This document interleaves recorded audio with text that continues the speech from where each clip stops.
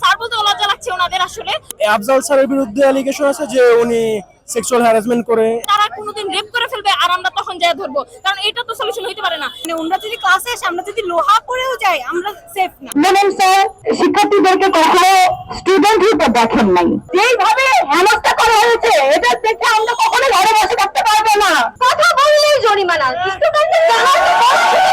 মোট 10টি, তার মধ্যে 9টা আমাদের দাবি ডিপার্টমেন্ট মেনে নিয়ে গেছে।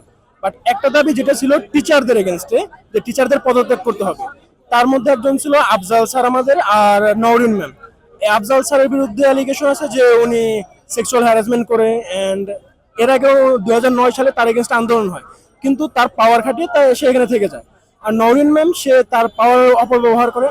আমাদের 10টা দাবি ছিল, ওনারা 9টা মেনে নিছে, আর একটা বাকি ছিল, সেইটাতে ছিল যে এই 4 জন যে শিক্ষক শামসাদ, নওরিন, আফজাল স্যার, মিনা স্যার আর মুনিম স্যার, এই স্যার বলতে লজ্জা লাগছে ওনাদের আসলে। আমাদের সিনিয়রদের কাছ থেকে প্রচুর ওনাদের নামে এত কিছু শুনছি, প্রমাণও দেখছি, ওনারা নিজেরা সবাই সাক্ষ্য দিয়েছে, সবার প্রমাণ লিস্টেড একদম।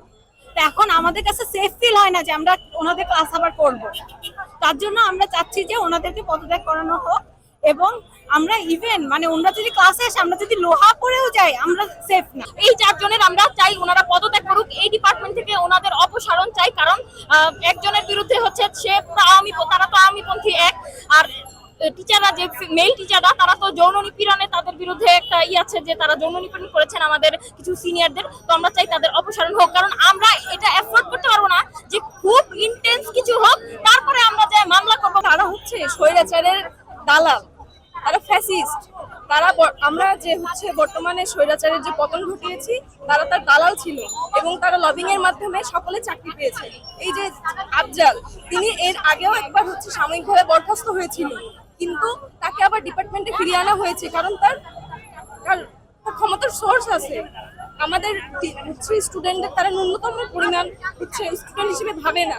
তো আমরা চাই, আমরা এখন তাদেরকে ন্যূনতম পরিমাণ দাম দিব না, তাদের পদত্যাগ ঘটিয়ে আমরা বাসায় যাব। কখনোই আমরা তাদের এভাবে এইরকম একটা মানে যৌন নিপীড়কের ক্লাস আমরা কখনোই করতে পারি না। আমরা কেউই সেফ হবো না।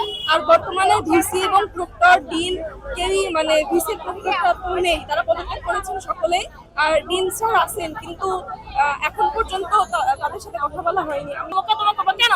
আমাদের এখনই একটা সুযোগ যে আমরা ওনাদের অপসারণ করাবো, কারণ আমরা আর এফোর্ড করতে পারবো না যে তারা কোনোদিন রেপ করে ফেলবে আর আমরা তখন যায় ধরবো, কারণ এটা তো সলিউশন হইতে পারে না। একদমই সেফ না। তার জন্য আমরা আমাদের দাবিটা যেন সুন্দর করে পূর্ণ করা হয়। আর এর আগে হচ্ছে কোনোভাবে ধামাচাপা দেওয়া হয়েছে, কারণ ওরা সবাই লবিং এর মাধ্যমে আসছে।